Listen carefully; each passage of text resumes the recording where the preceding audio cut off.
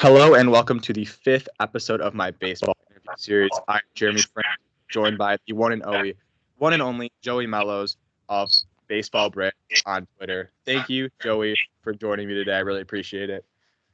Jeremy, thanks for making my Saturday night that little bit more entertaining, mate. I'm very grateful. Yeah, I forgot about that time. Yeah, it's like 3:00 over here. What time is it over there? It's 8 p.m. and this is the most exciting thing that's happened to me in about 2 weeks. So Yeah, you and me both. Um, so for people who don't know who you are and like why you're relevant in baseball, would you like to take a second to explain what you did the last year? Jeremy, I have no idea why I'm relevant in baseball. I don't think I am. I just did something very silly last year where I quit my job and took out all my savings. I don't have a wife or a mortgage or a car or anything. So, I wish I had some of that stuff, but I decided to spend all my money trying to get to 162 baseball games, professional baseball games, college baseball games. And I got to 148 and all 30 major league ballparks. And when I was on the road driving on my own for 20,000 miles or so across the USA, people began following along as they kind of realized there was this idiot on his own driving around, having a good time watching baseball. And everything that's happened since then has been pretty weird. That's crazy. So you went to all 30 MLB parks, and then you went to some minor league and some college games. So it's funny because I live in the United States and have the opportunity to go to way more Major League Baseball games than you, but I've only been to like 5 or 6 MLB stadiums. So I think what a lot of people who are listening to this probably have not been to like even half of the amount of stadiums as you. And you're from England, right? Yeah, I'm from a city called Portsmouth, the home of our Royal Navy on the south coast. I actually live closer to France than I do to London, but Interesting. yeah, I live right by the sea. That's where I am at the minute tonight. So how did you why was this an idea? Like how did you start this? Were you always a big baseball fan and you decided like I want to go to have you ever been to some games before this last year? Like how did this get started? Like why did you have this idea? No, mate. So growing up in England, I'd never given baseball a second thought. It's not something that's easy to stumble across here. The time difference is a big reason for that. East Coast games, I think, roughly start at 7 o'clock in the evening for you, and for us, that's midnight. People are asleep then, so it's not a sport you can easily kind of access either on television or even on social media, just because people aren't watching it because they're asleep. Um, it's also similar to a game here called Rounders, which a lot of English school children or British school children have to play growing up. And a lot of them don't really enjoy that because the teacher's grumpy and, it's hot Yeah. outside and all that stuff. So baseball suffers a little bit from comparison with Rounders here, unfairly, in my opinion. So I didn't give baseball any kind of time until I moved to Asia. I moved to South Korea for a job in Seoul, a city of 25 million people, in 2014. And my parents came and visited me for the first time out in Asia in 2015. And we went to Japan, where my uncle's half Japanese, half Vietnamese. So my parents wanted to go to Japan. And whilst we were there, I saw CC Sabathia, like this huge fat guy on TV in a hotel bar. And I said to the barman, I was like, who the hell is that? And like, what is going on? And he said, oh, he plays for the Yankees. He's on a big contract. He's a big deal. I was like, he's a big something, that's for sure.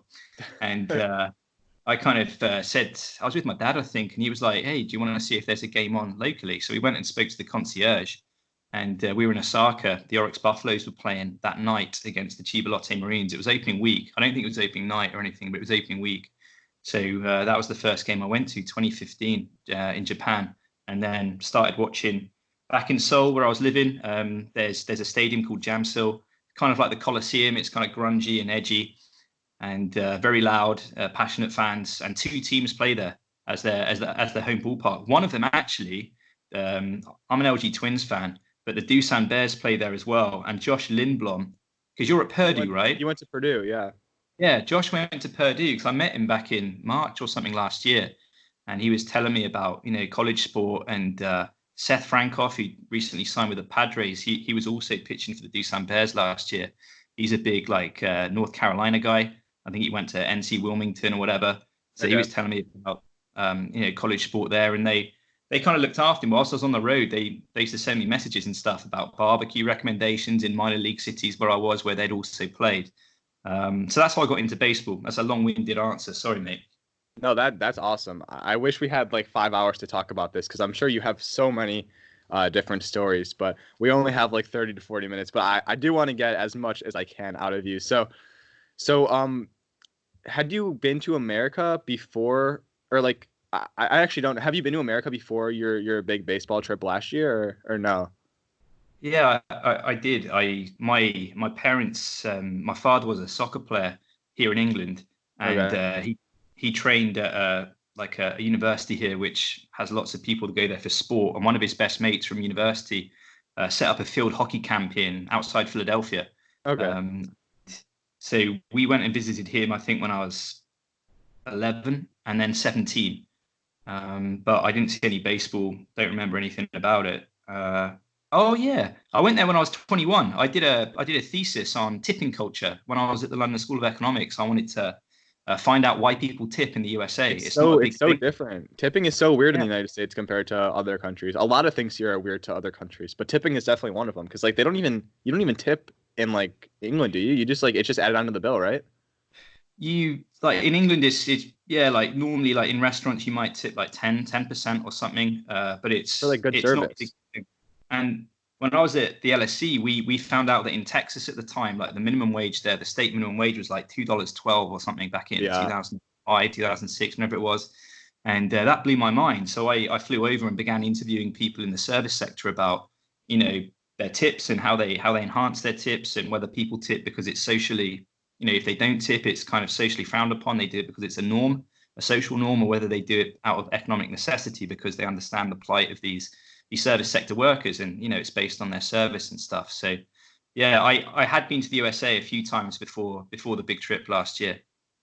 That's cool. So during your trip, I'm sure you get asked this a lot. Like if you had to pick like one or two like favorite experiences, I'm sure you have so many of them because you were on the road for pretty much an entire baseball season. But like if one or two experiences that come to mind, like what would you say they were? I mean, the big one that comes to mind, and this happened as far as I was aware completely randomly, was my time with the Houston Astros. After everything that's happened with the Astros in this postseason, it's been quite difficult for me personally because when I first set out, I posted a video when I was back in England, just explaining about what I was doing, giving up my job, taking out my savings, trying to grow interest in baseball, posting stuff on social media whilst I go around the country. And I had a Lance McCullers Jr. retweeted it without me realizing. And the Astros fans UK account, George, who runs it here in the UK, like screenshotted it to me and said, "Hey, look, Lance has retweeted this." And then I got contacted by lots of people in Houston, including a lady called Gina. And Gina kind of kept in contact with me. This is back in March. And she was like, "Joey, when you come here, like my husband and I would like to host you in Houston with the Okay. Astros." I was like, "Oh, that's nice." Anyway, cut a long story short, when I drove there from Louisiana, I had this message from Gina and like she got tickets and stuff. And she said, "Hey, by the way, did I tell you that my husband's Jeff Lou now?" I was like, "No, That's that you is didn't tell me." that's funny. Yeah, so I was with I still think Gina. that's cool even with everything that's happened. That is very cool that did happen. Really cool. And I was sat with Jeff up in his box and stuff. And I had the whole front office were up there, Pete Petula, Brandon Todman. I had Gina there as well, who's very friendly. And I got to meet a lot of the Astros players. And Jeff took me into the front office and down, around the kind of where the players' locker rooms were and stuff, and the TV data room and things where Justin Verlander had his headphones on. Like, I got told don't talk to him because he was starting that day and he's Yeah. super focused apparently when he's pitching. Apparently they all are. I didn't realize that. So that was probably the coolest, just because I'd never imagined at the start of the year that I'd be sat with the general manager of any baseball team, let alone one in MLB. That is pretty cool. So you mentioned that you got there from Louisiana. So there was something that was really funny on your Twitter. It was about the Tulane football team because you, if I recall correctly, you were trying to, while you're in the United States, you want to follow some other popular sports in the States, and you I think you spun a wheel for with every college football team on there, and you happened to land on Tulane. Do you want to say more about that? What happened there? Yeah, sure. So as I was kind of driving around in the bars and restaurants, I began noticing this college football stuff on the TV, and it blew my mind, like how many people were in the stadiums and how big the stadiums were. I played football at the LSE, and like we were lucky if the referee turned up on time. So like the fact there's like 80,000 people watching these teams, and I thought the best way to learn about it would be to pick a team. And originally I used the AP top 25 because I thought, they'll be on TV a lot and I can follow them more. And then because it's Twitter, obviously you get a load of abuse, whatever you do. And Yeah, some people... one of them was me. One of those comments was, Oh, is that you, Jeremy? yeah. Well, Purdue wasn't in the top 25, and I wanted you to have a chance at rooting for the mediocre Purdue football team. So I'm like, you got to use every college football team here. I'm glad you told me to do that because in the end, I just put all 130 on a big wheel online and kind of span it and then filmed it and then posted it. And it landed on number 49. I remember it was Tulane. I didn't even know how to pronounce Tulane at the time. And I was massively hungover. I was in Minneapolis. I'd just come back from a Twins game. So I was worried that I was, being rude and disrespectful to this university. And then when I woke up, I went back to bed. I had all these messages from Tulane University and stuff, and they were super friendly and nice. So, yeah, I'm a big Tulane fan now for life. They're my team, and I went and saw them play, went to homecoming. And, they're a great university, educationally as well, like the Harvard of the South, or whatever they call themselves. And New Orleans is a city I'd never been to. So great food. And if anyone watching hasn't been down to New Orleans and you're able to in the future, I definitely recommend it and pop into Tulane as well. Yeah, it's funny because I don't actually travel that much, but I did happen to be down in New Orleans over winter break because I have a couple of good friends that go to school at Tulane, which is kind of weird because Tulane is not very close to Chicago where I live. But it's really weird because Tulane, this is getting off on a weird tangent here, but they have a lot. They a third of their kids there are Jewish kids, and my school was a pretty Jewish school in the north suburbs, and they recruit pretty heavily for some reason in the north suburbs of Chicago where I live. So there, for some reason, it's a very small school. Not a lot of kids go there, but a lot of kids there are from randomly the North Chicago suburbs. It's kind of weird.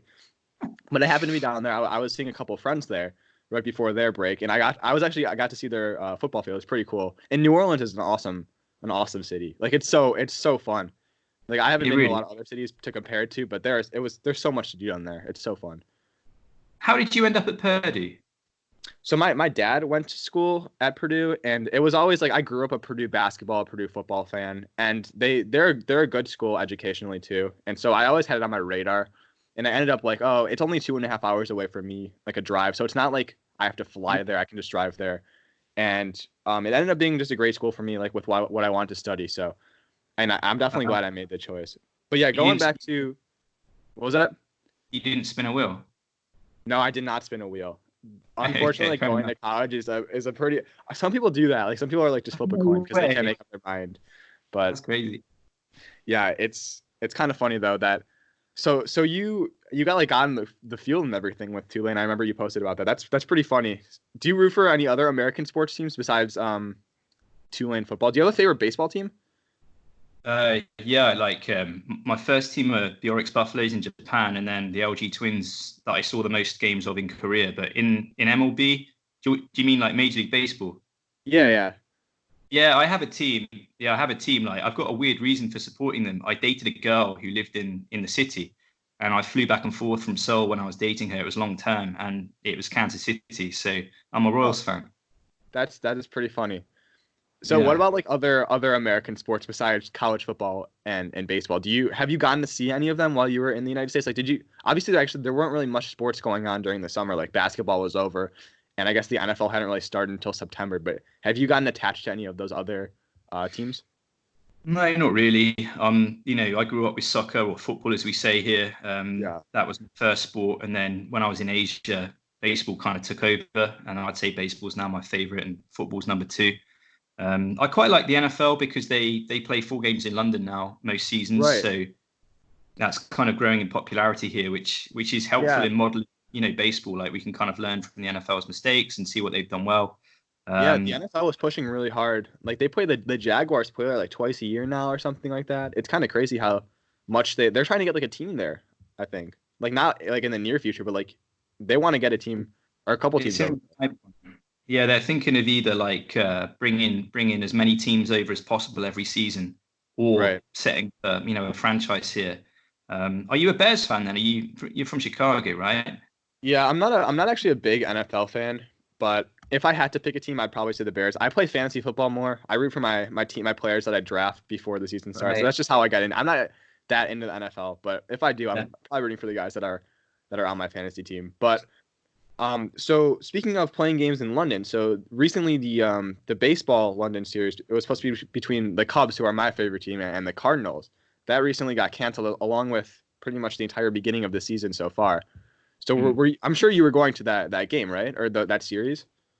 Yeah, I was going to go. The Cardinals were fantastically welcoming last year, so I've got some good contacts there, and MLB London have always been very kind. So yeah, I was meant to be there, as were lots of UK and European baseball fans, and it's a real shame because it was only 2 years that London was definitely booked in for. I think the Right. plan from MLB was a 10-year plan, and they were going to move, and hopefully still are going to move around Europe, which is also cool. So they'll play in other European cities in the future, I hope. Yeah, no, for sure. So, I forgot I was gonna ask you there. But so while you were in America, you went to a ton of different ballparks. I don't know the exact number, but what were your like favorite ballparks in terms of like the aesthetics or like of how? Because I have not been to remotely the amount of ballparks that you've been to. So like, what were your favorites? Like, if you got to create a baseball team and pick a stadium of any of the teams that you went to, like, what would you pick?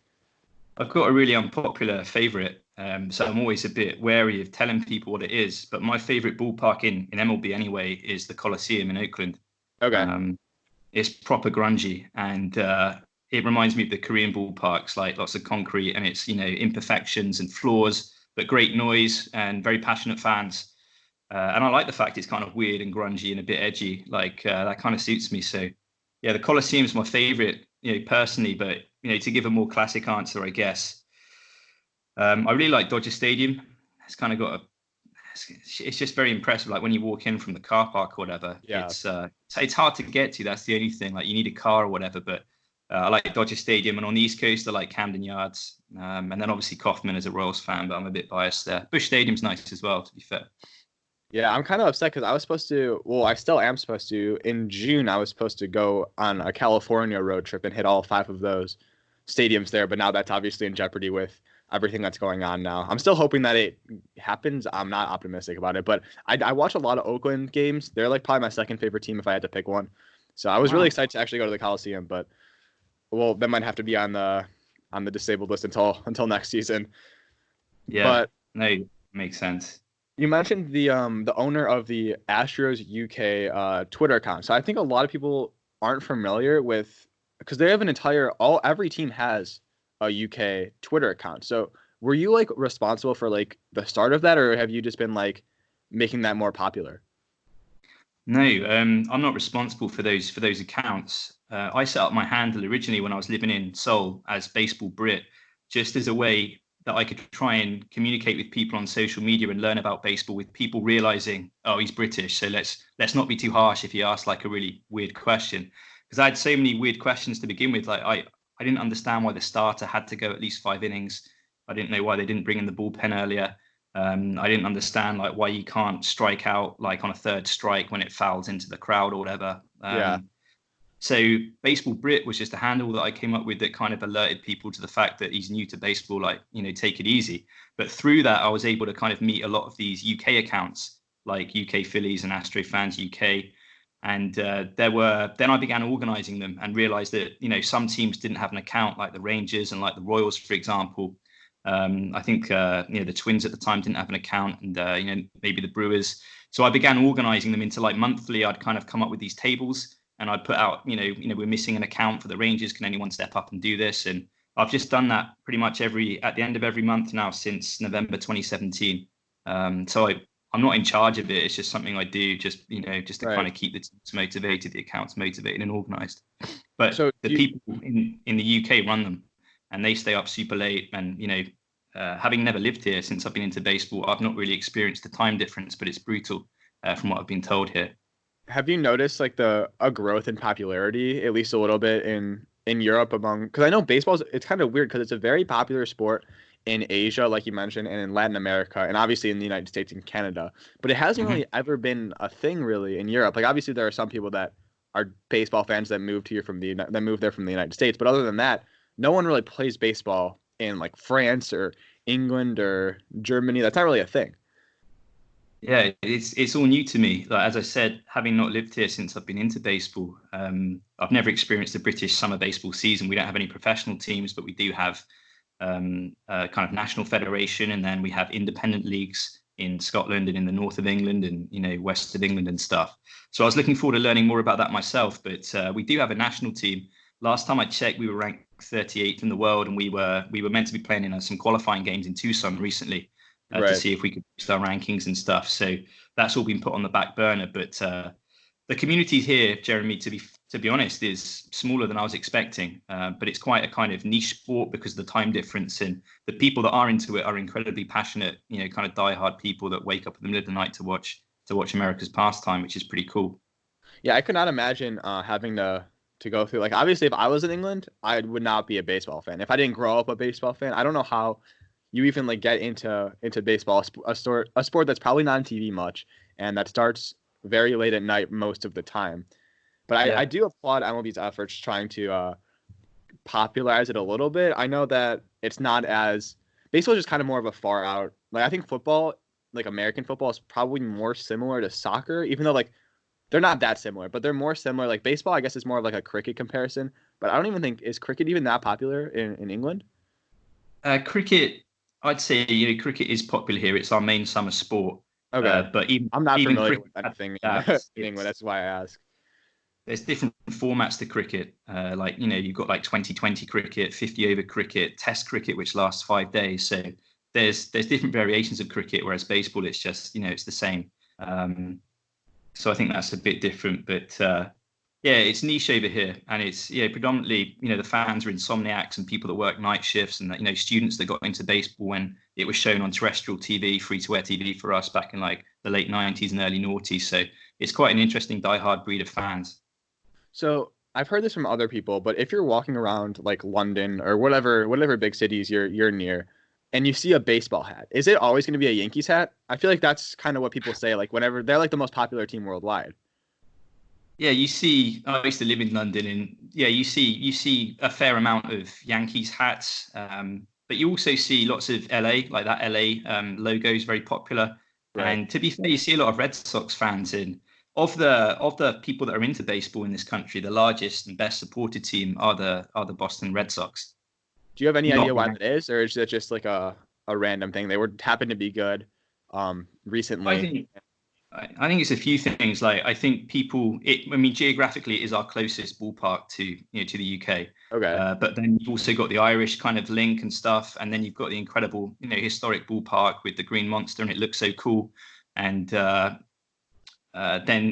they were the underdogs to the Yankees for so long, and now they're not, of course. But I think there's a lot of factors, and I think some people are just glory supporters who just won't admit it. But they've won 4 World Series this millennium, so maybe that's part of it as well. So for you personally, like, what do you think the future holds? Because obviously it's probably not feasible economically to go back to the United States and go on a massive road trip every single year. So what do you see yourself doing more in like the next 5 years with what you've like either baseball or not baseball related? I mean, I have no idea, Jeremy. I was in a similar position to you. I follow Foolish Baseball, and I saw him post something recently. So after last year and all the unexpected kind of media coverage and stuff the trip got, I was meant to be launching a podcast with Pitching Ninja. The Athletic had been in touch and various sponsors and stuff. And, that could have been something that I possibly could have done as a job, which would have helped fund the second trip that I was going back to do the 42 minor league teams that are going to get those down. But with all the coronavirus stuff, the podcast, there's no baseball to talk about, live baseball, which was the plan. Sponsors, this isn't the time or the market really to be trying to start a new venture. So for me personally, I'm writing a book now about everything that happened last year. The scrapes off the road, away from the ballpark, are probably more interesting than what happened when I was actually at each team. So there's lots of kind of escapades in local bars and restaurants in small towns and cities, and running around and driving on my own and stuff. It's pretty wild. So I'm writing a book at the moment and hoping someone's going to pick that up. I've got an agency in New York that are kind of monitoring it. But from a personal point of view, I think I'll go back to teaching just because I need some income and I enjoy working with young people, and it's what I've done all my life anyway. So I'll be happy to do that. But fingers crossed the baseball season starts, and I'd love to work in baseball, but maybe now's not the best time. Yeah. So you mentioned the 42 minor league teams. So a lot of people, I'm just making a generalization. A lot of people listening to this are not the biggest. I can't make that generalization, but a lot of people who are big major league fans don't pay attention as much to the minor leagues. They might have a local team that they go and support, but they're not like, they don't go stadium to stadium touring minor league teams like you did. I'm sure you didn't see all of them. There are way too many minor league teams to hit up. But what were your favorite like stories that a lot of people wouldn't experience as like in a major league club or like at a major league game that you got to witness at one of your minor league games that you went to? Yeah, I mean, that's a good question. I grew up in a small city, not like a London or Liverpool or Manchester or Birmingham. So I've always had an affinity for these smaller communities and towns anyway. My football team aren't in the Premier League. So I was determined to watch minor league baseball, and driving across your country because it's so big. Often had to stop and watch minor league baseball because it was like 20 hours to get to the next MLB ballpark or whatever. So from my point of view, you kind of get I wouldn't say a better sense, but you get a very real view of, the American people and the United States of America that you perhaps don't get if you just fly into Miami or New York or Los Angeles or Chicago for a holiday. I think, driving through these smaller cities and towns and meeting the people that live there and the ball players and the owners and the people that work in the ballpark, you certainly get a much clearer understanding of how vast and how different, but also how similar Americans are as well. There's so many characteristics that you all share, regardless of where you live, in terms of your generosity and your kindness and your warmth, towards strangers, certain strangers anyway. Perhaps as an English person, you guys like our accent or whatever, so maybe people are a bit kinder to me than if I was from France or something. But I think the minor league ballpark it's more affordable. You can get drunk. Right. You're not old enough, Jeremy, are you? But like you can, you go on a thirsty Thursday and you can get drunk. In England, legally I can, but not over here because it's 21 over here. Yeah, we talked about that with you, but yeah, I mean, if you came over to England, I live right opposite a pub. You'd be perfectly legal in there. If I'm ever in England, I will definitely let you know.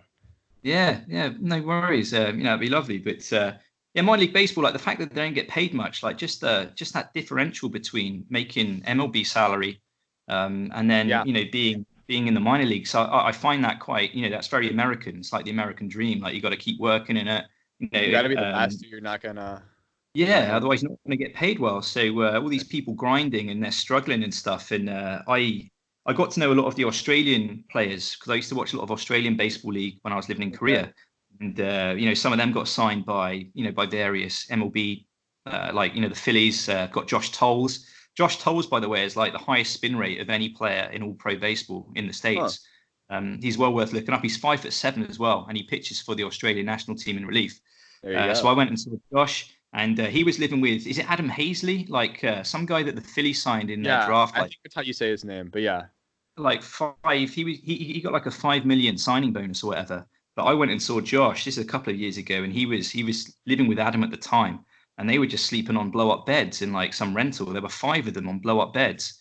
Well, I mean, there were 2 bedrooms, but they had their girlfriends in there. The guys with the girlfriends had those bedrooms, and then the other guys were just sleeping on blow-up beds. And it's a real kind of, watching the minor leagues, you kind of realize you have an appreciation for how hard these guys have worked to get to the show.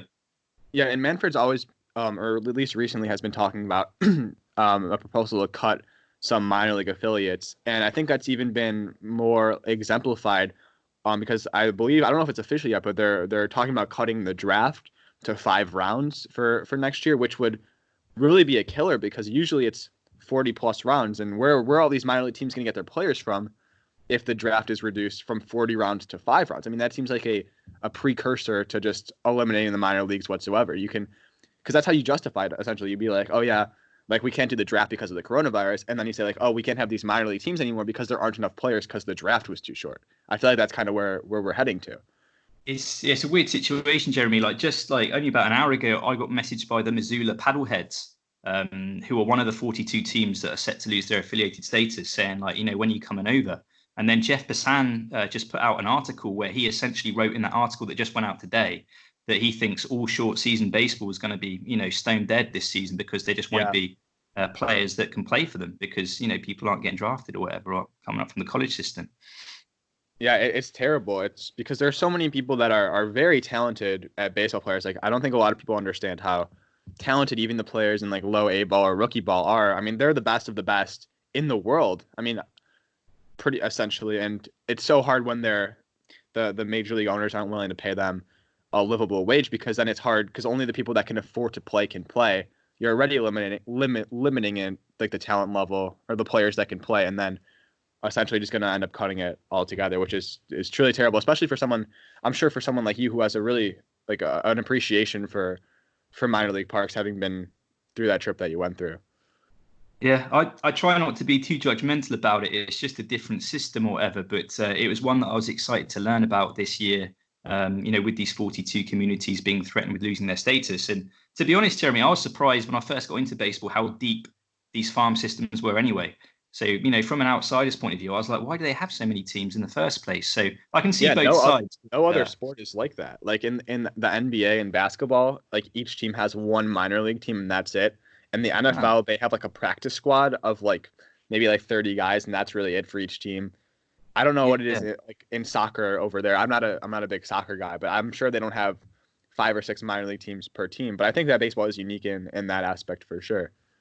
Yeah, and there's always independent baseball. That's something else I like watching, and that's what Manfred suggested, that these teams will be entered into as some kind of independent league. But I'm not entirely sure how that's going to be structured, or whether that's going to be beneficial or even viable for lots of these ballparks and teams. So it's pretty rough, and I was excited to kind of share what I learned whilst I was on the road, because I don't know much more about it than most people really. Yeah. So a couple more questions I'll ask you before I let you go here. So the first one, this might be a little harder because I'm putting you on the spot here. But during your school, like during your education, when you were a student, like what was your favorite class that you took? I've asked everyone this so far, and I'm probably putting you on the spot a little bit there. So I'll give you a second to think about it. But I've gotten some interesting responses from a lot of people who are like usually into like the math aspect of baseball, who have like said like creative writing was their favorite class. So I think it's an interesting question to ask everyone that comes on. We have a different education system, so we specialize straight away when we're 18 years old. So we don't have this broad, liberal arts education that many people in the States have. But when I was at the London School of Economics, there was one class like to do with cultural geography, and I took that, and it was a lot of reading books, and I read a lot of George Orwell, and learned about class divisions and social inequalities and things, and that was the class I got my best score in anyway. So I guess.